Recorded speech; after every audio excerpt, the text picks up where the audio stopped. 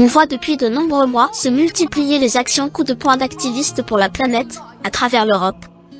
Nous sommes d'accord, ce genre d'activistes existe depuis aussi longtemps qu'existe la mondialisation dans sa version moderne, et la conscience écologique qui vient en contre-pied.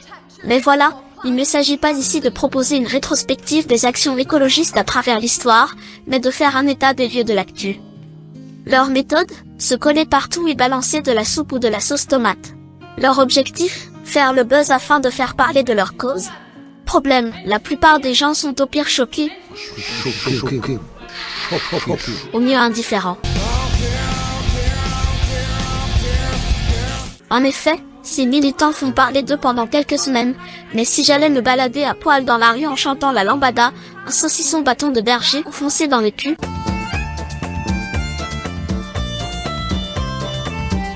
on parlerait de moi pendant des semaines également. Je sais pas, mais ouais, peut-être, sûrement. Quand la plupart des gens ne retiennent que ton action et non ton message, ça veut dire que tu as merdé quelque part. À la boulette.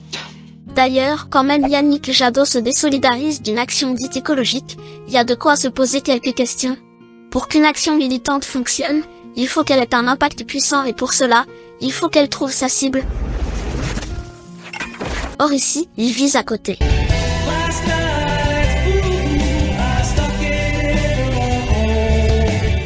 Leur allégorie de l'œuvre d'art qui représenterait un bien sacré que l'on veut protéger coûte que coûte, chose qu'on ne fait même pas pour la planète, c'est un truc de feignasse bourgeoise biberonnée au gauchisme le plus abrutissant qui soit. Ils nous ont divisés, les femmes, et de nos sœurs séparées. Attaquer l'art a un effet répulsif sur la plupart des gens car les gens aiment l'art. Le temps de sentir l'odeur super du mort, les insectes sont déjà morts. Et attaquer ce que les gens aiment, c'est le meilleur moyen d'obtenir l'effet inverse de ce qu'on recherche. Les gars, fallait avoir du talent, hein. De plus, s'attaquer à l'art a tendance à furieusement rappeler aux gens les méthodes des fondamentalistes musulmans comme Daesh par exemple. Une bonne action militante doit être percutante et surtout, pertinente. Prenons un exemple. Les véganes ou antispécistes. Ne nous mangez pas, ne nous mangez pas, ne nous mangez pas.